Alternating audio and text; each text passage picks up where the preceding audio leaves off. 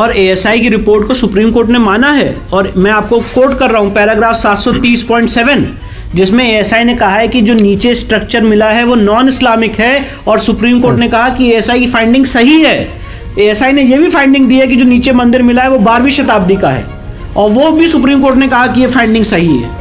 तो एएसआई की रिपोर्ट होना, ट्रैवल अकाउंट्स होना, गजेटियर्स होना, मंदिर तोड़ने से पहले पूजा पाठ का प्रमाण होना, मंदिर तोड़ने के बाद पूजा पाठ का प्रमाण होना, ये सब, और साथ ही साथ जो शास्त्रिक महत्व और नियम था राम मंदिर का, इन सब के आधार पर फैसला दिया गया। सिर्फ ये नहीं हुआ है कि एक समाज ने कहा कि हमारी यहाँ पे आस्था है, हमें दे दो।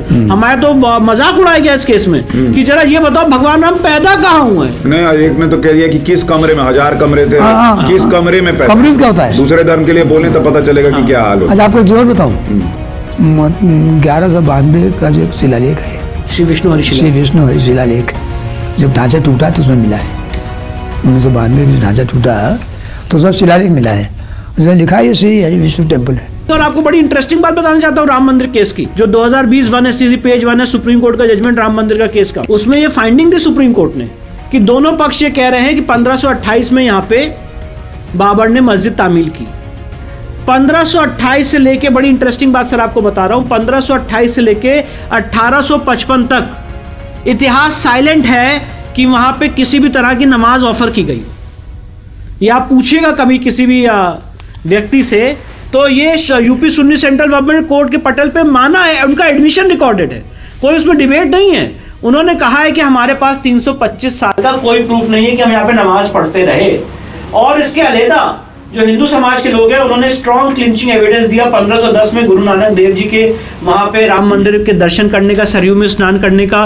1510-1528 के बाद जब वहां पे विध्वंस हुआ, उसके बाद 1592 का आईने अकबरी का सबसे वेरी फर्स्ट डॉक्यूमेंट है अबुल फजल का, जिसमें उसने लिखा कि यहाँ पे हिंदू समाज के लोग पूजा पाठ कर रहे हैं और रामनवमी सेलिब्रेट करते हैं। ट्राइफेन थेलर, बुकनन और जितने मार्टिन, जितने यात्रा बुकनन जो है 1611 जितने मतलब यात्रा वृतांत हुए, उन्होंने कहा कि यहाँ पे हिंदू समाज के लोग पूजा पाठ करते हैं। कार्नेगी की रिपोर्ट आई जिसमें उसने कहा कि यहाँ पे 14 कसौटी के खंबे बने हुए हैं, जो आपने अपने पाठशाला के शो में भी दिखाया।